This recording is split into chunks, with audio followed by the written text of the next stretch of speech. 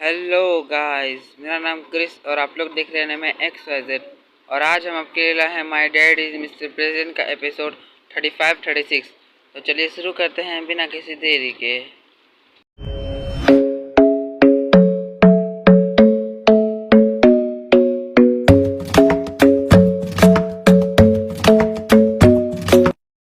Video शुरू होता है और हमें दिखाया जाता है गोन्याक्सु और चिंगलिू जा रहे होते हैं।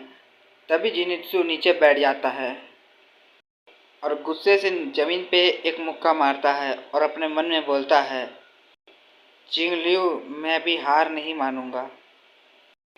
फिर हमें गोन्याक्सु की कार का सीन दिखाया जाता है जो बहुत स्पीड में जा रही होती है। तभी हमारी फीमेल लीड गोन्याक्सु को बोलती है, अभी हम लोग कहाँ जा रहे हैं।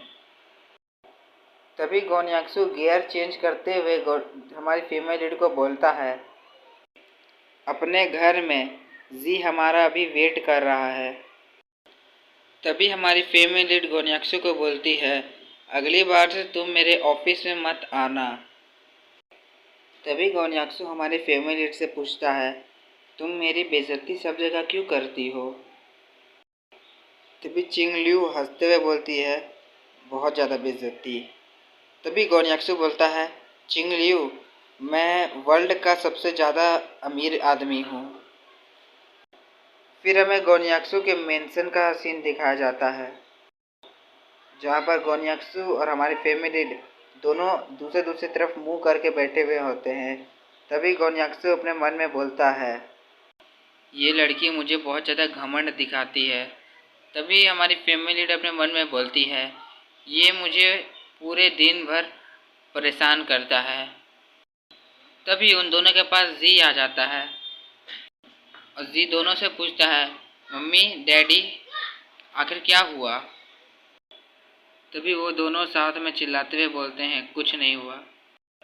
तभी जी रोने लगता है और बोलता है, मम्मी डैडी आप लोगों ने फिर से फाइट शुरू कर दी। तभी वो दोनों शॉक हो जाते हैं। तभी वो दोनों नीचे बैठ जाते हैं। तभी हमारी फैमिली जी के माथे को सिलाती है और बोलती है, मैं और तुम्हारे डैडी बहुत ज़्यादा ही क्लोज हैं। तभी गोन्याक्सु बोलते हैं, हाँ तुम्हारी मम्मी सही कह रही है, हम लोग फाइटिंग नहीं कर रहे थे। तभी गोन्याक्सु हमारी फैमिली को कंधे से पकड़ता है। तभी वो दोनों साथ में बोलने लगते हैं, जी इधर देखो देखो, हम लोग यहाँ फाइट नहीं कर रहे हैं। तभी हमारी फीमेल लीड मन में बोलती है, मैं तुम्हें अभी के लिए माफ़ कर दे रही हूँ जी के लिए। तभी गोन्याक्सु अपने मन में बोलता है, मेरा दिल बहुत बड़ा है, मैं तुम्हें अभी के लिए माफ़ कर दे रहा हूँ। तभी जी हंसने लगता है और बोलता है, हाँ मम्मी और डैडी आप लोग सच में साथ में ही हो। तभी वो दोनों साथ में मन में बोलते हैं, ये नाटक कर रहा था इतना देर से। तभी गोन्याक्सु जी को अपने गोद में उठाते हैं और जाने लगते हैं। तभी गोन्याक्सु बोलते हैं, अब तुम्हारा सोने का समय है। और तभी अपने मन में बोलते हैं, मैं तुमसे बाद में अपना रिवेंज लूँगा चिंगलिू। तभी हमारी फीमेल हाथ हिलाते हुए बोल रही होती है, गुड नाइट जी। फिर कुछ देर बाद का सीन दिखाया जाता है जहाँ हमारी फीमेल नहा के आई हुई होती है। तभी अपने मन में बोलती है, अब नहा लिया, अब चलो सोने। तभी उसके दरवाज़ा खुलता है। फिर कोई हमारी फीमेल का हाथ पकड़ता है और उसका कपड़े को फेंक देता है। फिर हमें पता चलता है वो गोन्याक्सु होता है। तभी हमारी फीमेल गोन्याक्सु से पूछती है, आखिर तुम क्या करने की कोशिश कर रहे हो। तभी गोन्याक्सु बोलता है, मैं तुम्हें पनिशमेंट दे रहा हूँ। ये बोलते के साथ ही वो हमारी फीमेल को किस कर लेता है। तभी हमारी फीमेल गोन्याक्सु को पीछे धक्का देते हुए बोलती है, तुम यहाँ से चले जाओ अभी के अभी। तभी गोन्याक्सु पीछे हटते हुए बोलता है, क्या तुम मेरे लिए नहीं जगी थी अब तक। तभी हमारी फीमेल शर्माते हुए बोलती है, तुम अपने काम से मतलब रखो और मैं तुम्हारे लिए नहीं जगी थी। तभी वो गोन्याक्सु को धक्के मार के अपने रूम से बाहर कर देती है और गोन्याक्सु के सामने दरवाज़ा को जोर से बंद कर देती है। तभी हमारा गोन्याक्सु गुस्से में हो जाता है और बोलता है, चिंग लियू बस रुको और तुम देखना। फिर हमें दूसरे दिन का सीन दिखाया जाता है, जहां हमारी फीमेल लीड का ऑफिस के सामने एक कार रुकती है, जिसके अंदर से दो लड़की बाहर आ रही होती है। तभी एक लड़की बोलती है, ये रहा चिंगलियू का ऑफिस। तभी दूसरी लड़की अपने आंखों से चश्मा हटा रही होती है। फिर वो बोलती है, मैं जब घूमने के लिए सी की तरफ गई थी, तब चिंगलियू ने मेरे बड़े भाई और मेरी सिस्टर इन लॉ को तंग किया। चलो हम लोग इसकी खबर लेते हैं।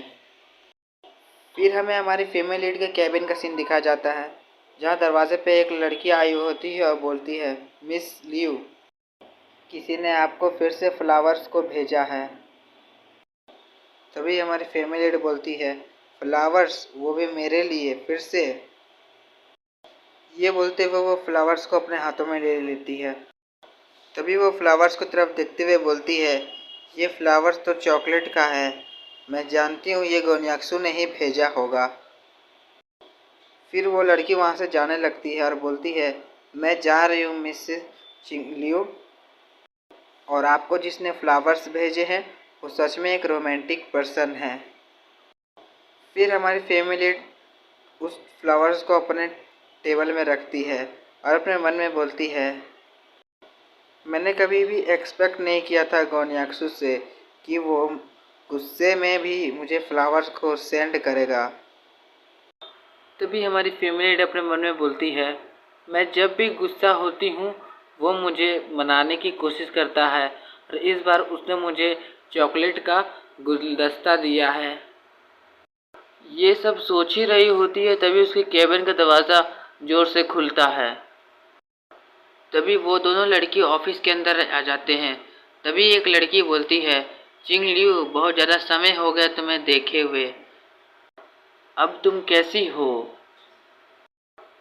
उसे देख के उसे पुरानी सीन्स याद आने लगती है कि 6 साल पहले उसने ही उसकी पिक्चर्स को निकाला था। तभी वो बोलती है, ली क्वीन। तभी वो अपने मन में बोलती है, एक यही थी जिसने मुझे फ़ोटोज़ का धमकी दे के मुझे डिवोर्स दिलाया था, मैं इसे कभी नहीं भूलूंगी। तभी हमारी फैमिली दोनों से पूछती है, आखिर तुम लोग यहाँ पर क्यों हो।